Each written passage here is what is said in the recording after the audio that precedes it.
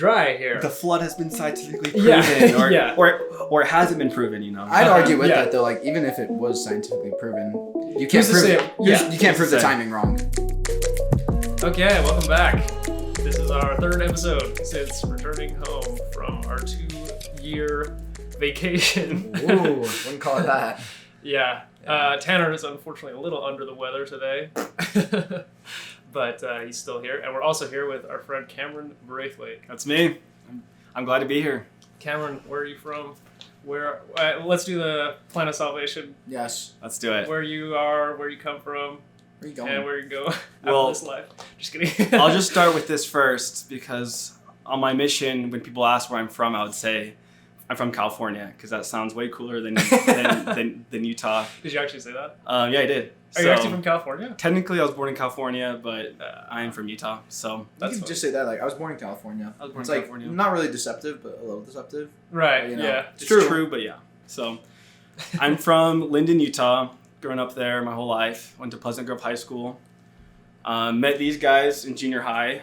Let's go. Advanced math class, baby. Oh, yes, Canyon, baby. We were the nerds of the school. Oh, yeah, we were, huh? Yeah, I totally we were the forgot nerds. about that. We were the cool nerds. Yeah. Yeah. We weren't nerds. Mrs. Moulton and then Bench. Bench. Yeah.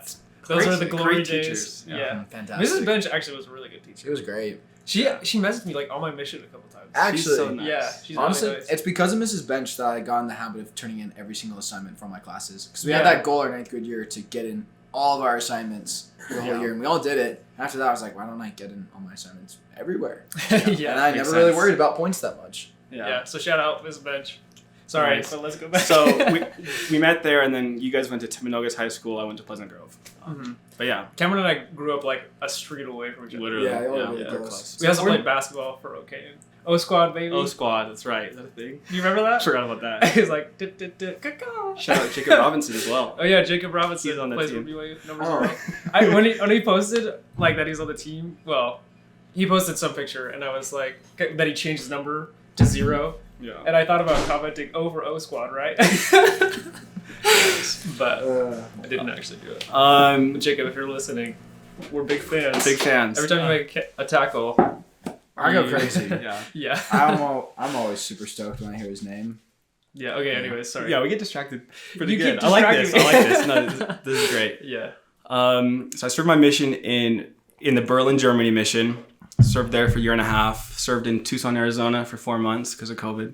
Oh, that's right. And I've been back for about 4 or 5 months now. And I'm at BYU studying biology with a modern Hebrew minor. So Oh, really? That's your minor? Minor. Oh, okay. I think I'm going to go for it. So That's sick. So is it like language or like culture? it's language, mostly language. Okay. So it's learning the modern Hebrew of what's spoken today. Consider me impressed. Yeah, that's my favorite class. It's great.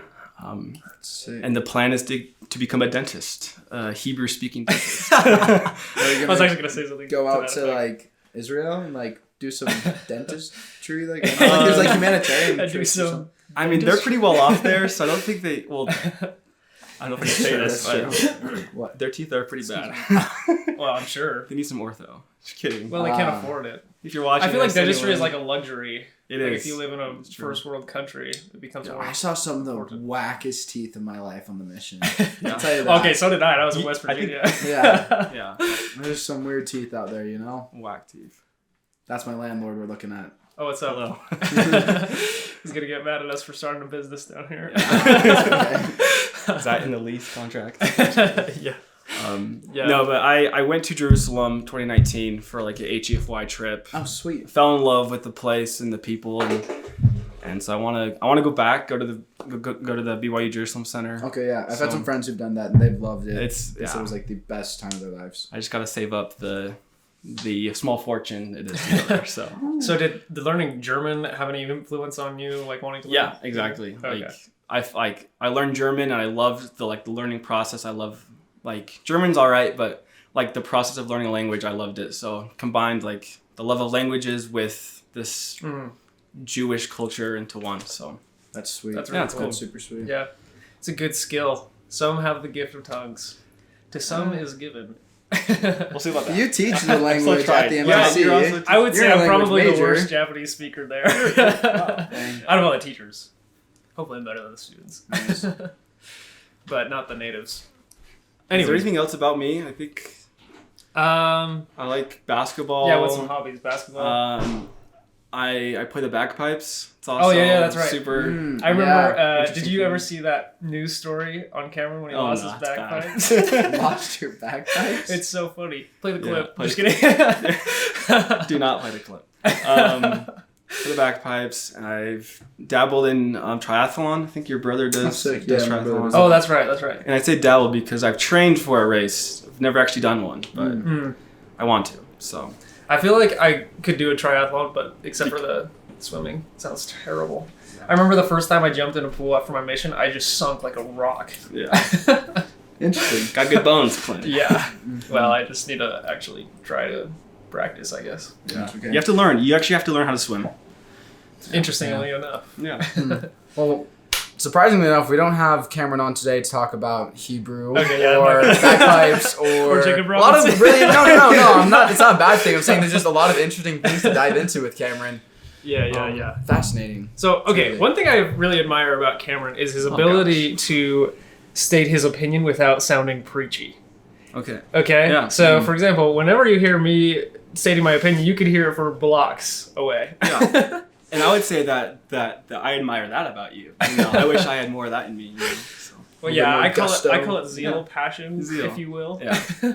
But Cameron is able to, when we have these discussions, I'm almost like yelling my opinion at him, and then he just calmly responds with some beautiful remark. So today we kind of want to talk a little bit about some of the things that we've talked about in the past. Yeah. Namely, so last episode with Sion, we talked about opposition and how everything has an opposite or contradictions, sorry. Yeah. And I might have mentioned Cameron when I first brought it up, but Cameron was the one that originally kind of got me into that mindset. You want to explain?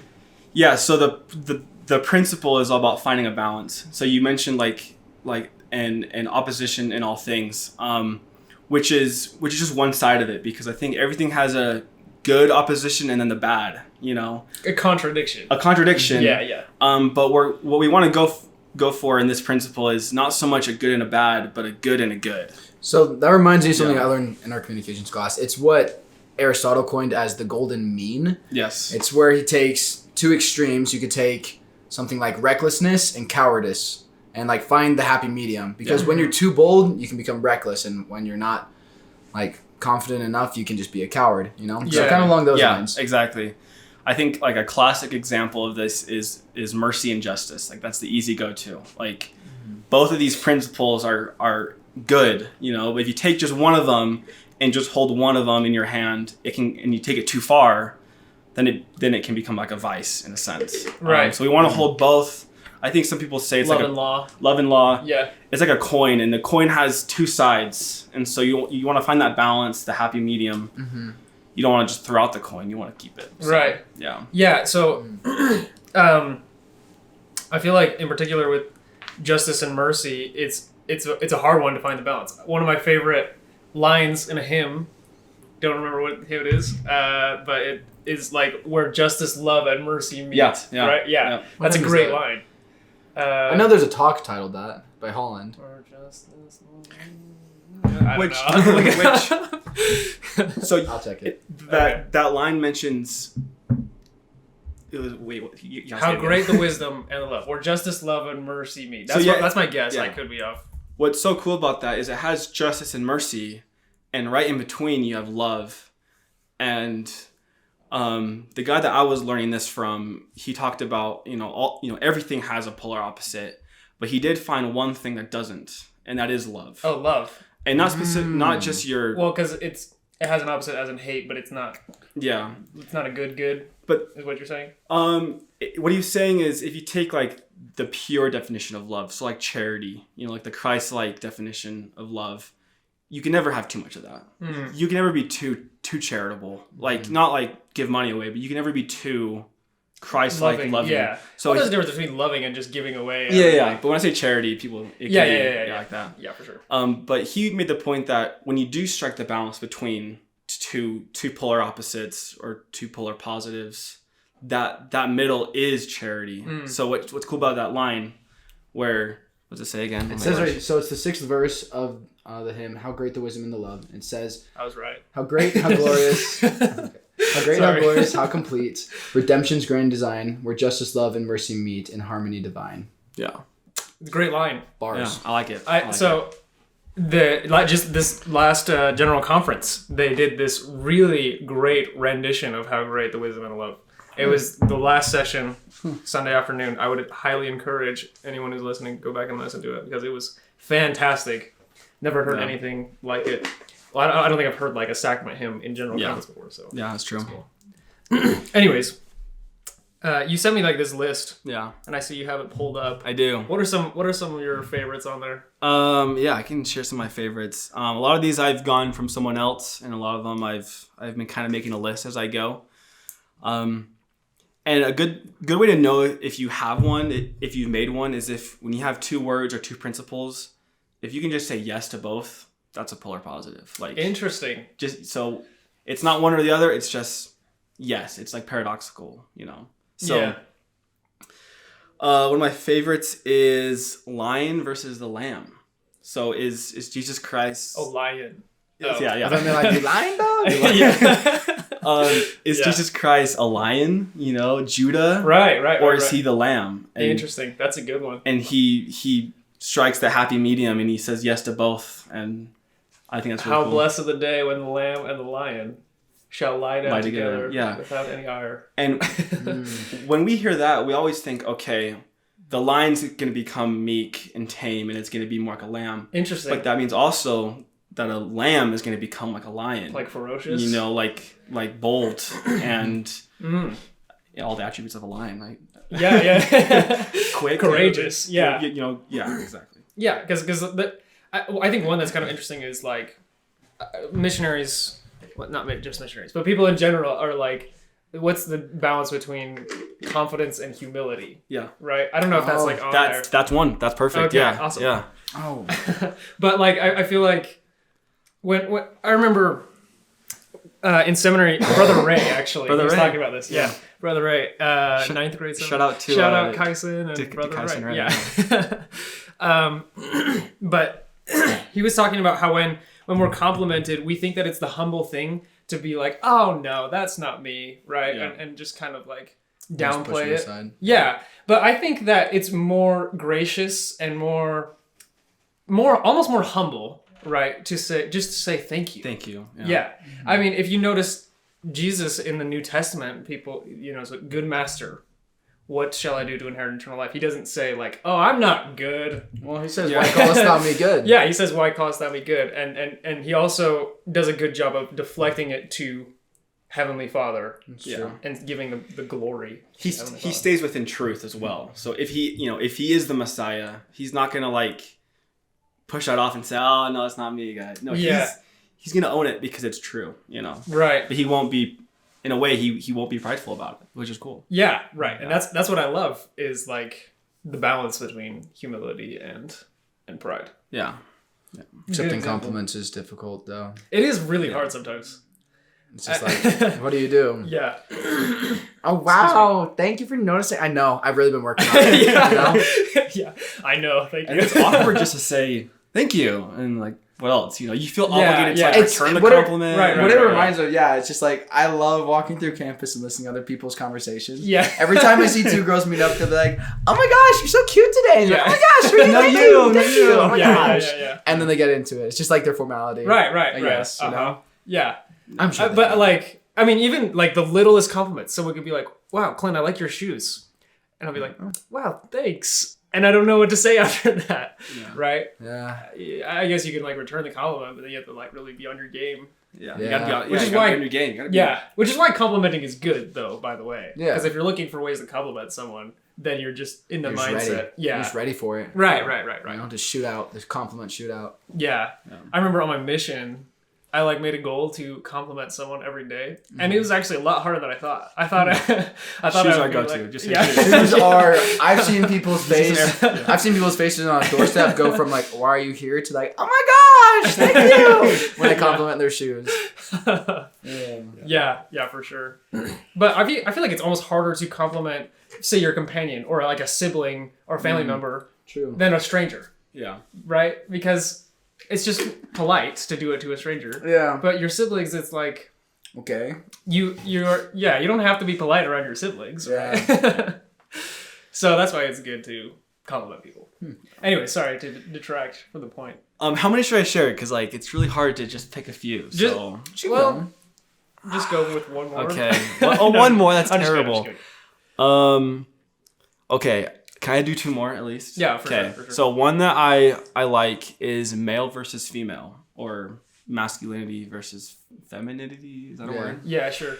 And I like this also in the sense of like marriage, because being male or being masculine isn't a bad thing. But if you only have those attributes, that cannot be good. So neither is the man without the woman. Exactly. The Lord. So I think marriage is striking this balance of bringing in a man and a woman and creating one flesh, and that's striking this balance where you bring both and you say yes to both. It's perfect. That's really good. Yeah, that's really good. I like that a lot, because who's to say one's better than the other? No, yeah, right? exactly. You can't say is being man good. Yes. Is being woman good? Yes. So it's a yes. So good. Question. Yeah. That's a really good one. Yeah. I haven't thought about that one. Yeah.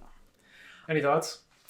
I was gonna poke at it a little bit. Poke at it. Go. Poke at it. Yeah. No, because look, it's open for the poke. It brings up the question. Then it's like, okay, if it's just like the attributes of it, is it wrong then if like the woman's more masculine and the guy's more feminine, or what if there's two women and one's masculine, one's feminine? What's the problem there? Oh, you did poke at it, didn't you? Yeah. Just kidding. But I don't know. It's a tough.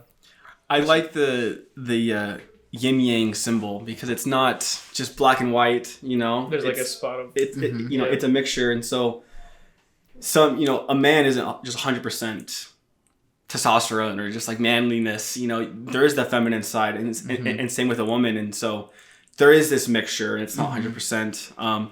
But I think if you do have a very feminine man and a feminine woman, maybe that's not ideal, because then you're missing that side, especially for like the kids, But yeah. Well, fathers are supposed to preside over their family in love and righteousness, right? Yeah. There's a really good talk that was all about this. I think it was Elder Suarez in this last conference. Did either of you listen to it? Does he kind of touch on any of these points? I know what it was about, but I was not listening. I need to go back to it. I don't have the talk memorized yet. Yeah. Okay. Haven't gone back and studied it. I think it'd be good to look at that in regards to this, if anybody. Yeah. I also really liked Elder Christofferson's talk. He talked about the, I want to say the doctrine of belonging. Maybe it was like the office. Yeah, no, he said the something doctrine. of belonging. The doctrine of belonging. Yeah, and I thought that was really good. Just like how there's many different things that we belong to. Yeah. That's really good. Yeah. Yeah. Another whole topic. Yeah, It's so yeah. good. Yeah. Well, we won't get into that. But anyways. This next one I want Tanner to kind of touch on, because we are in the same Book of Mormon class. Oh, really? With what's his name? Brother Griffin. Brother Griffin, Tyler Griffin. Awesome. Which he's an awesome guy. So good. He runs, I think, the Come Follow Me for Book of Mormon Central. So he's like a well-known... The podcast? Yeah. Yeah. Podcast. So he's Christian pretty cool. found that. Said it's really good. Yeah. But Shout out. He was... We're just shouting everyone out Every today. day. Also, shout out to me.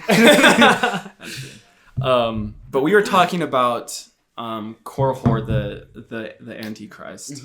And Hate him. hate him. Not a fan. Love your enemies. Love him. Sorry. Love him. Oh, there you go. Yeah. Love him. See? Yeah. Love and hate. Okay. He made the point about how an Antichrist will try and make you think more about the present rather than the future or the past. So there are no consequences. There was no prophets or Christ. Focus on the present. So this is one that I wrote down, and it's the first one that I've written down that has three Sides to it, and that is past, present, future. Interesting. Which one should you focus on? Yeah. Yes, you got to focus on every single one. Right. Oh, that's a good one. Yeah. I gotta ask you, Great. Cam, why'd you want me to touch on this specifically? Well, you were in the class, so what Okay. did you get out of that conversation about? Oh, right, that's what like you asked. yeah. Okay, so what's funny about this is this is the exact topic I spoke on for my farewell. Okay. Oh, perfect. really? So they gave me the topic, join the journey. Like farewell or farewell. homecoming? Farewell. Oh, okay. Farewell. So Okay. this is like a couple years ago. Yeah, so Oh, 2 wow. years ago. So he was wise then too. Yes, what can I say? No, I think that thoughts developed a lot on the mission. Well, it's the podcast. So. Yeah, you know. Yeah. But they gave me the topic of join the journey. I said, oh, that's light. That's easy. I know how to have fun, you know? And like, there was a couple, I'd say, ignorant thoughts in there about certain things. Good. Kind of Yeah. just Good. naturally. Well, Just, of course. like, leaving yeah, and naturally. whatnot. Yeah. But I talked about how each tense has kind of a purpose in our life. This is like, they're all there for a reason. You can't have one without the other, obviously. You know, if you live solely in the present, you don't learn from your past, nor do you prepare for your future. Yeah. If you only live in the past, you're kind of stuck in that. And if you only live in your future, you can't enjoy right now. Mm-hmm. And I like to add as well the fourth perspective of the eternal perspective. Nice. It's kind of just an expanded future perspective. But it also influences all the other aspects. Totally. Yeah. And so the way I summed it up in the end was basically we need to be grateful for our past. Like just that's like I think one of the best attributes related with the past is just expressing gratitude for it, growing from it. And can I learn and Learn and remember. 'Cause Yeah. Remember is I like think the most remember common is- word in the Book of Mormon. Yeah. Totally, So, totally. Grateful, learn, remember. I'm sure Yeah, there's grateful, more learn, right now. remember, all those things, using it to your advantage there. I can't remember what I said about the present. Probably just honestly, like it's kind of cliche, you know, like you got to be in the present. You got to kind of like enjoy that, be there, not kind of be stuck in it. Yeah. What did I say? Be excited for the future. Yeah. I said excitement for the future. You know, looking forward with an eye of faith, an eye of hope. Because if I'll be real, like there's been times kind of in college where I haven't recently had like a very solid plan, and the lack of excitement for the future affects the present right now. Yeah. Where I'm kind of just like don't really know, like feel like I'm going anywhere, so a lot of things feel very hollow. Right. But when I know where I'm going to class feels more purposeful. Going to church feels more purposeful. All these different things I'm doing mean so much more because I'm going somewhere. And it's not that I'm like, oh, I'm only going to be happy once I get there, but it's about enjoying the process of getting there. Yeah. I remember when we were talking to Darcy, we had a podcast with Darcy. I was listening back to it with Case Hawes, and he said, okay, so if we're supposed to focus on the present, is it bad to make goals? Right? See, that's where you can't just pick one or the other. Yeah. You have to say yes to Exactly, both. Yeah. exactly. So you should focus on the present, but your future is supposed to dictate your present, right? You're supposed to plan for your future. And I like that you use the word plan because, like, for the past, we said remember, learn, be thankful for. For the future, a big one is plan for the future. Prepare. Think about, prepare for the future. And I like for the present, it's about action. Take action now. That's Because good. That's good. If you're gonna, Oh, if you're gonna like start a business, bars. if you're gonna start a business, you can learn from the past, you can learn from other people, you can prepare for the future. But you gotta take action now. Yeah. So, Yeah, I love that. and this can all combine into one. If you decide to read your scriptures, you are taking action in the present. You're learning from the past, and it's for your future. So you're buying it for your so future. Yeah. it's all in one. All truth circums into one. Yep. Into one whole. Yeah. I like that one. But that was a really good one. Yeah. I don't know if we should keep going. Do you want to keep going? You have some that are singular, and I'm curious, like, what So- do you think? So are the singular ones like you haven't found? I'm you have working passion. on them. Where's that one at? Oh, passion. Yes. See, in my opinion, I think it should be passion versus lust. See, but that's one But type of lust passion. lust is bad. I see what you're saying. Okay. Well, is lust bad? Because Yes. when you think, actually, okay, Who's ever looking I don't at know what's going on. lust Okay. after?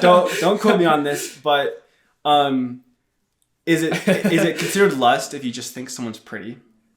No. What's that called? Attraction. Attraction. Okay, Yeah. okay. Then Yeah. in that sense, lust is bad. But like, you have to have a certain amount of attraction to someone. Like, Yeah, sure. Yeah. So that could even be a positive. Well, what's the difference between lust and passion? That's my question. Oh. What? Okay. So this passion I had down right now, it was a passion in the sense of like, okay, I want to be a dentist, but I'm passionate about Hebrew. So it wasn't like I see what Like- you're saying. Yeah. like a bodily passion or like Yeah. a urge. It was that type of passion. Okay. But I see what you're saying. I feel like lust Because is.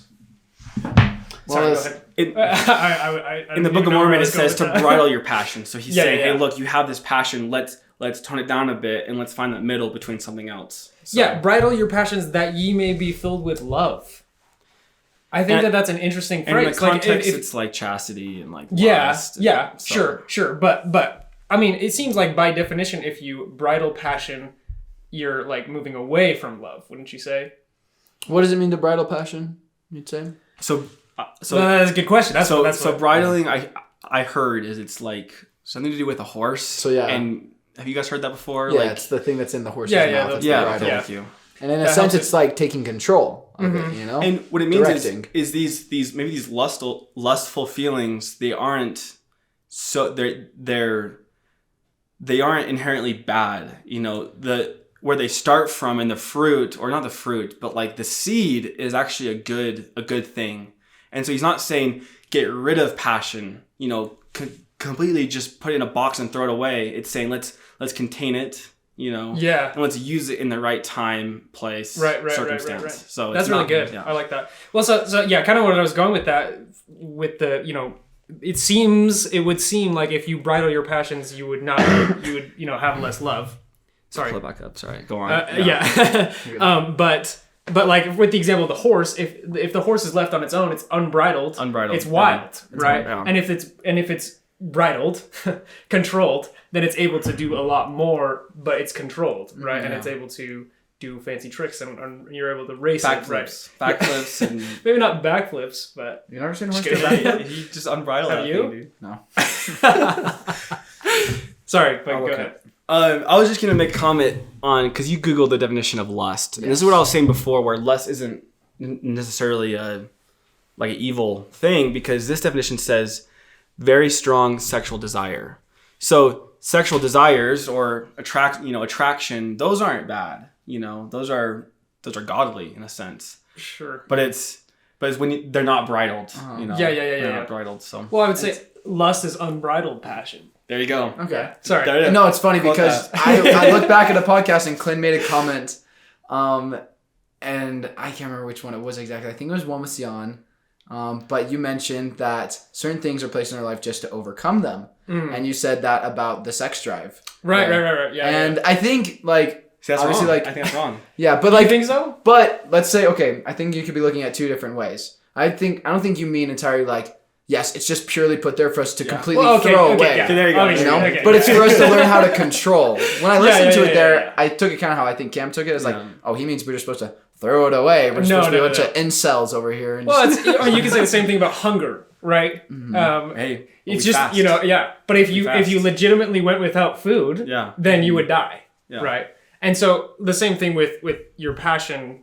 In this case, we're fasting almost, but we're doing it for a higher purpose, and hopefully that is fulfilled one day. Hopefully. Dang, you didn't have to do me like that. Oh, I was thinking about food. I wasn't thinking about. I was fasting. Food. Hey, I'm hoping too. Hopefully that is also fulfilled. Yeah. The hierarchy of needs, if you know that. Okay, let's move on. I wanted to talk about the thing with Top Gun that I was talking about before this. Okay, yeah. For the listeners who weren't there. Which this is for me. This is territory I've not yet been in. So like, I don't know where I stand on this. Well, okay, this is like a half-baked idea with myself as well. Okay, so and this is what the podcast is for, after all. So in Top Gun, I finally saw it like a week ago.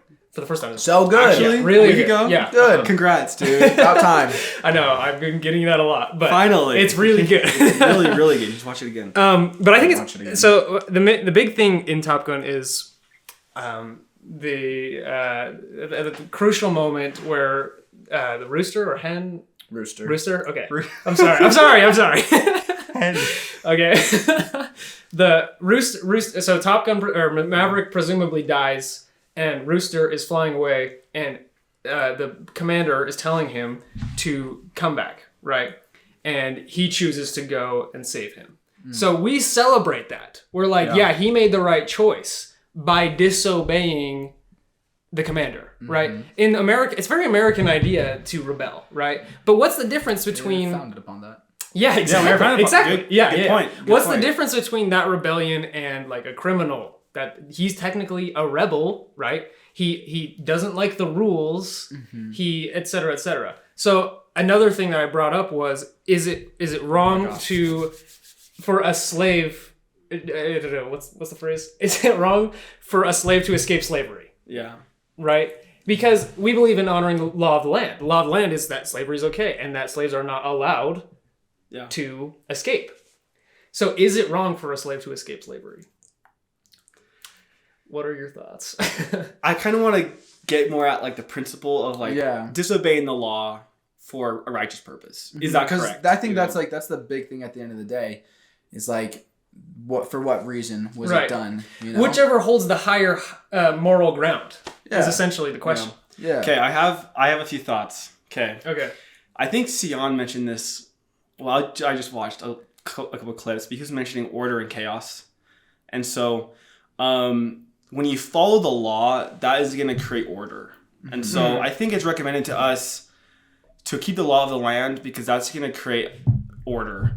And also something that Jordan Peterson talks about a lot is this. This is all going to come together, but there are different forms of order. So, for example, you have a smoker who's smoked his whole entire life. He's just addicted. He is technically in order. You know, he has his order in his life of smoking. Obviously, it's better to not smoke, and so for him to quit, he's going to have to dip down into chaos. But if he can get out of it, it's now a higher form of order. Interesting. So I think if you're living in a country in an imperfect society, and there's a law that's maybe this lower level order, but there is going to be a higher form like no slavery. It's going to take a little bit of chaos breaking the law for you to get out of that. Does that make sense what I'm doing? Yeah, it's kind of the plan of salvation. You know, you have garden, world, atonement, I guess. Yeah, celestial kingdom. Yeah.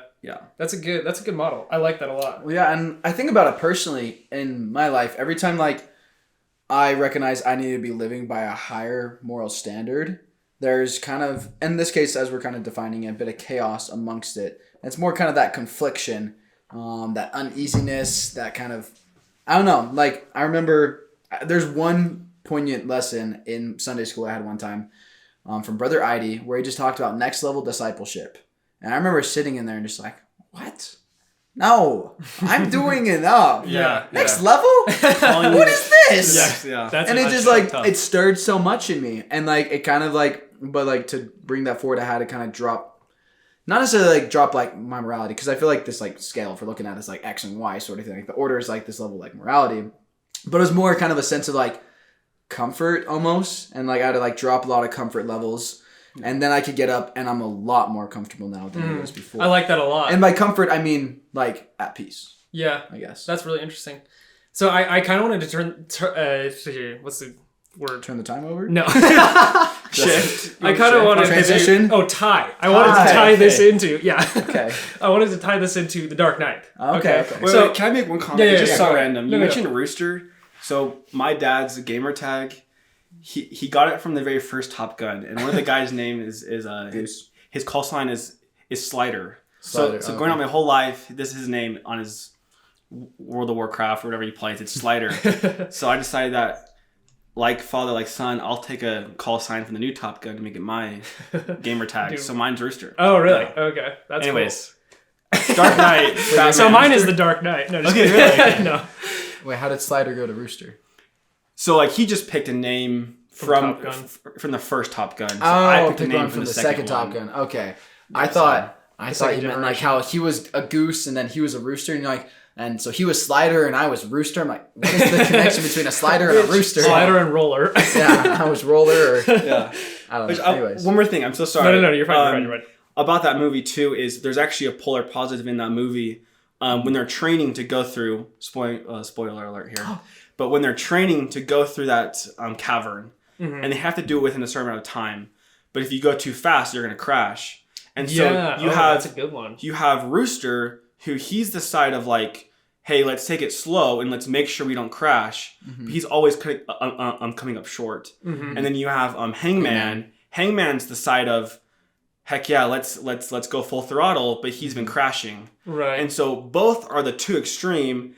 and it's actually Maverick, who is actually in this movie. He would be the golden mean, the medium, the archetype of Christ, actually, who does strike that balance. Oh, interesting. And he enables them to do it because they couldn't do it, but after seeing him do it, like almost like magic. That's the greatest scene in the whole movie, by the way. So when he like does it's so sick. 2 minutes and 15 seconds. Yeah. So 215. Yeah. So my gamer tag is Rooster 215. Oh, let's go. Okay. Yeah. Okay, Easter egg. No, just kidding. All right. Okay. Anyways, Dark Knight. So going back to this, so I was talking this with my mom, and she was saying, as you do. Yeah. Well, I said I watched the new Top Gun, and she went into this idea of individualism. Okay. And she talks about how like she teaches elementary school. Well, she used to. And she said that the kids see that and they're like, "Oh, I'm gonna be a rebel, right? Yeah, I'm gonna be different because that's what the cool kids do, right?" Yeah. And I wanted to tie this into the Dark Knight with saying how Batman and the Joker are two people who go outside the law to get what they want, right? Yeah. In this case, and the Joker's whole point is to prove that Batman is no different than he is.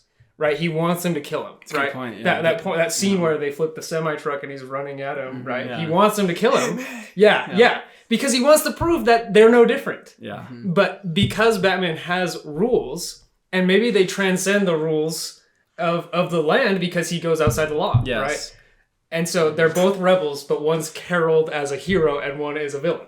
And the difference between the two is one is creating chaos. And one is creating order. Yeah, so right. He goes outside of the law to bring more order to the city, and one's creating chaos. So. Yeah, I love that, and I love the scene at the end. The Joker wants to prove that everyone is like him, and he lines up the two boats, and yeah, it's a great movie. And he expects that one of them will blow up the other one, and he wants to prove everyone is like me deep down. Everyone is like me. Which he was wrong. But he was wrong, and Batman says the people of Gotham proved you wrong, right?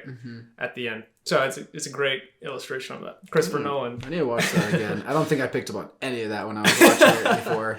It's my favorite movie. I watched that so many times. Really? Yeah, it's my favorite. So that's like the first movie I watched when I got back. It was a little violent. You're like really behind, dude. Like, Top Gun.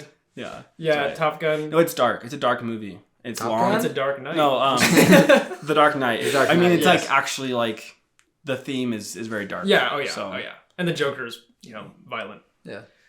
Bad. But the themes are good. Yes. But yeah. Anything else on that? I think I'm happy. Yeah. Yeah. Okay. So what would we say to like try and circumscribe this into one whole? Yeah. What is like what are we really trying to get at here? If somebody had to take away one enduring understanding, as one of our teachers would put it, as Mr. Negro would put it, enduring understandings, what would it be from this? What do you say? You mentioned at the very start that I'm able to it was like say my opinion. Yeah, without getting animated. Yeah, and then you're very animated. I think what I would say is life and all these principles, it's all about finding a balance. Yes. It's about not being too extreme on one side.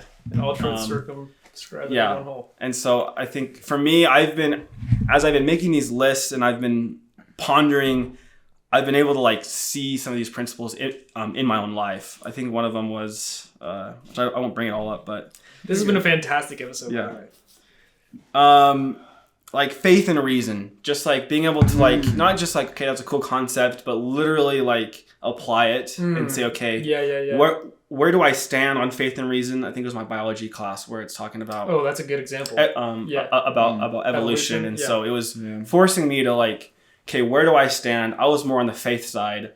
Let's find a balance between here. Yeah. So yeah. I think a big thing is like a lot of times we try to explain miracles. Like, for example, like the children of Israel crossing the Red Sea. There's people that are like, oh yeah, if the wind blows in a certain direction, then it's dry here. The flood has been scientifically proven, or it hasn't been proven. I'd argue with that though. Like, even if it was scientifically proven, you can't prove it. You can't prove the timing wrong. Yeah, exactly. Who's to say it wasn't a miracle even then? So that there's a balance, right? You can't just say it's all science. You can't say it's all God. Yeah. Well, I mean, maybe you can say it's a balance of both. That's kind of blasphemy. Totally. Might be excommunicated for that. No, yeah, I'll say two things with that. One, I love the quote from President Nelson this past General Conference where he says, "In this church, we accept all forms of truth, wherever they come from. Scientifically derived, spiritually derived. Good point. Truth is truth," as he puts it there, and I love that amongst a very waning world in terms of what is true and what's not. I like that. Yeah. Another thing I'll add, there's a great book called Mormon Scientist. It's about Henry Eyring, Henry B. Eyring's, I think, grandfather or his father. And I only read a couple chapters in it, but they talk about the reason why he was so brilliant as a scientist was because he was able to take two seemingly contradictory things, hold them in his mind, and say they're, and be able to find what it actually is. He didn't have to just resort to one, follow the other, but he could hold them both in his mind at the same time and then find that balance. Yeah. Exactly like Cam's saying. I love that. And there's a quote, and I got this from someone else, but Joseph Smith says, "In the proving of contraries, truth is made manifest." That's what we quoted last time. Yeah. Okay, good. Yeah. So that just sums it up perfectly. To find truth, you have to hold both. It's like a paradox, and that's what religion is. Paradox. Yeah. That's great. Well, it can't be proven, right? And it can't be disproven. Well, we wouldn't want it any other way. Yeah, exactly. Faith is always going to be required to some degree. Fair enough. Sweet. Yeah, let's go ahead and wrap up with the throw-up story. Oh, yes. Oh, yeah. Okay, I have to think. I won't tell the whole story, but a recent one, I was just brushing my teeth, and for some reason I got this gag reflex. And ever since when I brush my teeth, I just can't do it without gagging. But that's not the story. I don't know how old I was. I was young, but I didn't want to go to some event or maybe it was school. I didn't want to go somewhere, and so I thought, okay, I can just wait. I know what it was. Got it. I was supposed to be in bed. I was supposed to be going to sleep, but I wanted to go upstairs, not go to bed, or watch the movie my parents were watching. So I was like, okay, if I can just throw up and act sick, I can go upstairs. And so I feel like the logic for me as a kid is if I throw up, I'll be put in bed. I don't know. I don't know what I was thinking. But different household, I guess. But wow. Cool. I get what you're saying. Your parents let me take him while he watches this movie with us. Yeah. So we didn't have a TV in my house. If I walk upstairs and go, "Mom, I threw up," you'd be like, "Okay, let's see that." So I had to throw up, and so I got my finger.